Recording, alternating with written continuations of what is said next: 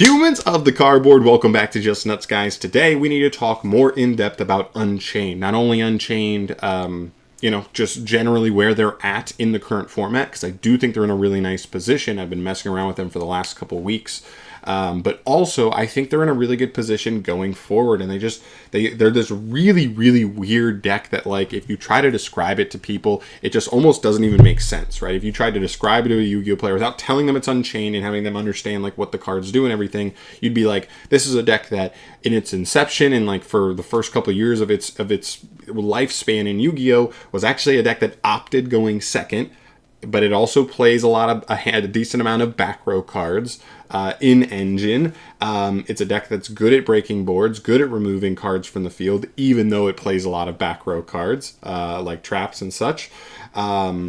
Not only that, but this deck can grind really, really well. It has the ability to now go first and set up a decent board. It just seems like a weird deck. Like, when you try to describe it to somebody, it just, like, doesn't really make sense. All of these factors kind of drawn in together. And I think the weaknesses of this deck are few and far between. And I think the strengths heavily outweigh it. And I think it's one of those decks that is just awkward for a lot of other decks to try and deal with. And I've experienced that heavily in the first couple weeks of me testing with it. So, it's in this really cool place. The new cards were obviously amazing. You hear every deck profile you've seen from somebody who's topped or just been doing well with this deck pretty much says these are custom cards, specifically Shavara and the Link. Shavara is insane. The fact that it's not only a quick effect to do its effect from hand, but the fact that it sets an Unchained spell or trap when sent, not destroyed, is so huge. That means you could get hand ripped and he still gets you a free resource.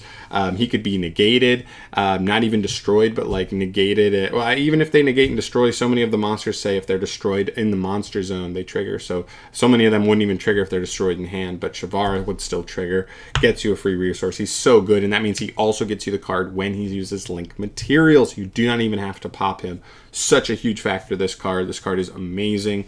Then you get to Shiyama. I think Shiyama is also low-key amazing. I know people don't call this one a custom card, but this guy is an unsung hero of the deck. If you draw him, kind of stinks, I'm not going to lie to you, but when you don't draw him, you go through him every single combo. He is incredibly good. He just gets you a free pop on your side of the field, and then he reborns while popping something else. Keep in mind, whatever you're popping is getting you another body on field anyway, so he's just so good, and the fact that they're both level 6s unlocked a huge piece for this deck, especially when it comes to going first. Very, very important cards. Definitely an unsung hero for the deck nowadays. Unchained Soul Lord of Yama. This card is incredible. It's a huge part of why the deck exists now. To be honest, all three of the new cards are a huge reason why the deck is in a good spot now. The fact that this takes any two fiends is amazing. That allows a couple of extra cards to be playable in the deck. The fact that this doesn't need Unchained specifically. The fact that it not only gets you a free +1 on summon, but then it's a reborn later on whenever something on your field's destroyed. This card is incredible. There's no ifs, ands, or buts about it. All three of them are really, really nice. And then you get to some of the other cards that I think are really interesting. You could obviously talk about the rest of the deck. We all know what, like, the old cards do. Abominable Unchained Soul, low-key, really, really nice in this deck. One of those, like, weird cards that, when you really think about it, he really comes in handy. The specific role he plays as not only an extender that can chain block certain cards, protect you from lines that may just straight up lose to Ash, but also his ability to, like, clear stuff and be a huge body, just allowing you to OTK.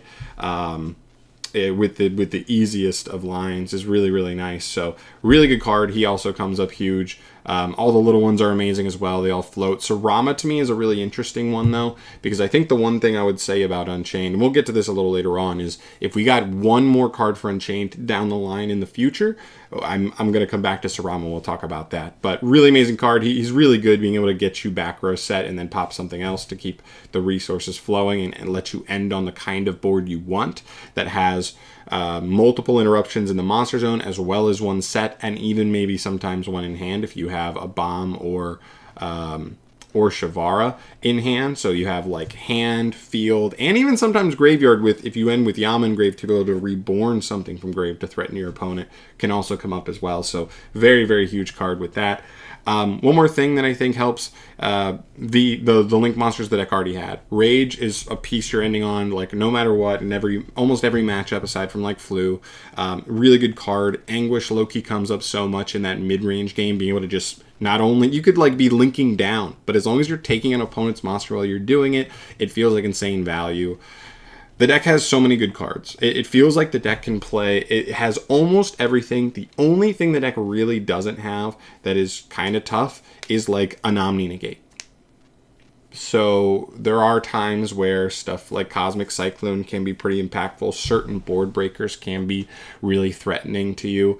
It is definitely something to keep an eye on, for sure. That the deck doesn't set up an Omni Negate, so spells and traps that kind of just auto threaten your board immediately are really scary, and you definitely have to be wary of that.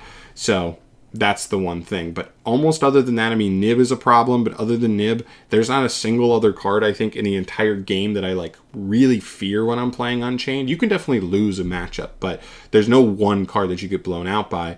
And I feel like so many other decks, like Kashtira loses to, like, any way to handle a Rise Heart. Not lose, but, like, you should fear it. Like, your goal is end on a Rise Heart. A Rise Heart is so oppressive, it wins duels on its own. If your opponent has a Book of Moon, has an Imperm, can turn off a Rise Heart, you could be in legit trouble. This deck does not have a weakness like that. So it's really, really cool. It feels really safe to play, barring Nib. So maybe there's even the world where you maybe mess around with like Crossout and like play Nib and stuff like that. I don't know if I love that much, but you know what I mean? There are ways to circumvent that. And then you get to like the weird other Fiend stuff that the deck with the new support has really allotted us to be able to play. The first one is Wave King High Caesar. This card's incredible. It's 2 negates for any card or effect that would special summon a monster. So it's like double Rule Kalos, essentially.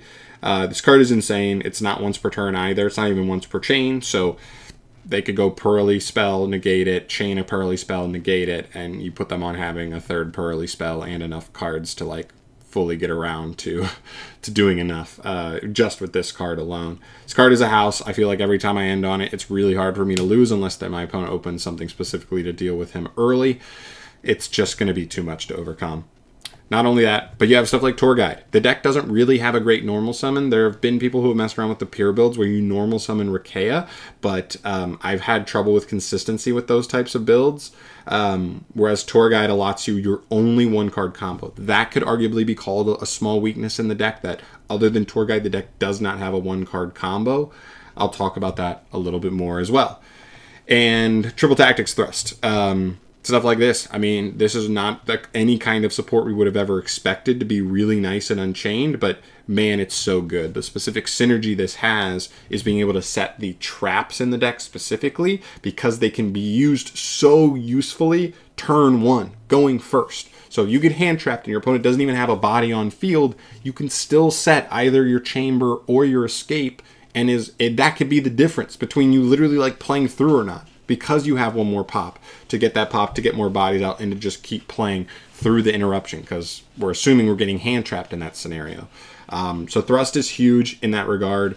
Really, really good. And then, of course, at times also just being able to get you board breakers and those utility spells at the same time is really nice. But just the added benefit of being able to get the traps is so, so huge. So, what's the last thing I want to talk about here? I want to talk about like the future of Unchained as well. So, I already think the base of Unchained is already just so solid. I think even if power creep happens, and it inevitably will in this game, and Unchained kind of gets moved back a little bit. Right now, I think it's in that like tier 1.5, maybe even tier 1 if you're just calling this format like open-ended. But I think part of that is like a lot of people aren't playing cash right now because it's boring. People are tired of it. They know it's going to get hit, whatever. Even if you want to call it tier 1 right now because it's up there, whatever. I do think power creep will come. I do think the deck will move down at some point in the next 6 to 12 months. It'll come back down and be more of like a maybe high tier rogue deck. I think it'll be one of the better rogue decks for the next year or two to come, just already with what it has. I don't think this deck will get a ban at any point. I don't think it's nearly oppressive enough, and I think it'll be overshadowed at some point sooner rather than later before it even gets to the point where Konami could consider it a legit threat and problem. So I don't think that'll happen. And then it moves back for a little bit. But I think the really cool thing about Unchained is it sits in this cool place where they can get multiple waves of support, not even in their own support. But if you want to talk their own support, the one thing I would get, if you were talking to me and you were like, John, I know Unchained just got really good support. They're a really good deck right now. They're obviously not getting anything super soon. But if you get one more card, what would you want? I would want Sarama, but like as an actual starter. And the idea of this is essentially to be able to replace Tour Guide in the deck. Essentially. So the goal there would be literally make me a Sarama, but instead of setting an Unchained card from grave, you set an Unchained card from deck. And it's exactly the same card, except it sets from deck, then pops a card on your field. So you could literally just set any Unchained name, pop it, that gets it in rotation, that triggers it to summon from deck. You get another body, summon Shavara off of that, and then boom. That is one card into Yama, one card combo. You are good to go. The other thing it needs is it does need the float effect. That's one of the weaknesses of Tour Guide, because if Tour Guide does get negated, you still need 2 more cards in hand to play through that normally, especially if it's Ash. Whereas if we got like a normal summon that essentially did the same thing as Tour Guide, gets you the essentially the same result of making Yama while using Shavara and getting Shavara's set effect. That's all you need to really have combo. Getting that same result, but also if you did get negated, if you did get impermed, that any way to pop him now extends you through that, right? Because then he summons from deck. You know what I mean? If you have any way to Rikeya, or I'm sorry, if you have one like Aruha with that, now Aruha targets him, pops him, you get Aruha, then he summons Shavara, boom, make your link too. Or you summon Shiyama, pop Aruha, do, you know what I mean, go from there. And you're off to the races. So it makes it so that a 1-card combo can be played through an interruption with 1 more card, instead of needing one card combo that if it gets interrupted, you need 2 more cards. And it just plays so much more smoothly with the deck. It gets your actual cards in rotation and doesn't lose to interruption nearly as hard. I think that would be the one thing I would ask for. I like where the extra deck is at. I like all the other main deck cards. I guess we get 1 more spell card that has Unchained in the name, but I don't really want another search card. I think that could be a little bit too good for consistency. Wailing is just okay. I play 1 of it right now because it actually does come up for me. But maybe something that's a little more universally better for the deck that they could maybe make use of. I don't know. And then the other thing I would just throw out there is this, that even if we don't get Unchained support for the next 2 years, Yama takes any 2 Fiends. So any just like either, whether it's another archetype that gets Fiend support, and that can kind of generically apply to like this deck. Like, look, we're playing Tour Guide right now. What if we get another form of like a new engine that it's a normal summon Fiend that summons another Fiend from deck, gets you into Fiend bodies, and that's enough, right? That's kind of like what I'm looking at, and that's kind of what I'm eyeing down. That could definitely come to fruition. Not only that, but like we play Tour Guide, what if we somehow get a better target than Fiendish Rhino Warrior? That's something. Level 3 Fiend, that's not that specific. Not only that, but the fact that Rage and Anguish take any 2 monsters, including an Unchained Soul, so the second monster does not matter at all. That really keeps the door open for some of the like generic cards you could be able to play in the deck as well. And then even just stuff like Triple Tactics Thrust as well. Just the fact that we didn't even expect anything like this, and then it low-key, like, this was one of the best decks with good synergy with Thrust in the entire game. So really, really cool. And one more thing I didn't even throw out there, the fact that the whole deck floats when they're destroyed. So any new support, any generic card, like, what if Konami kind of like power crept Offerings to the Doomed and made it just like not even take away your draw next turn, and it was like just a quick play spell that said like target a card on the field, destroy it. And you could do your own or your opponent's. That would low-key be like just probably a straight-up staple in this deck, unless you're in like a crazy format that you really can't afford to pop anything. But then this deck would be pretty cheeks in that format anyway, probably. But yeah, that's, you know, it's one of those things that it's just another avenue where like if the right card came out, the right engine came out, that could even have really cool synergy with Unchained as well. I just think they're in a good position now, and I also think they're positioned to be good for the next multiple years. Rogue at worst, I feel like. So I'm excited for it. Those are just my general thoughts. Just really want to get out there because this is one of the decks I was most excited for post-Dune, and that has not changed here at all. I think it's honestly even impressed me further than I even expected, knowing what was coming in Dune. And I'm excited to see where Unchained goes, because it's definitely my favorite deck of the format, and at least going forward for now. So yeah, those are my thoughts on Unchained. Want to hear your guys' thoughts down below. Let me know what you think about Unchained, not just where it's positioned right now, but also like the future of this deck and where it could end up, what it could mean, all that stuff. Love to hear your thoughts down below on that. But I'm out of here for today. Thank you so much for watching. As always, subscribe to the channel for more stuff from your boy down the line. And I'll see you in the next video. Peace.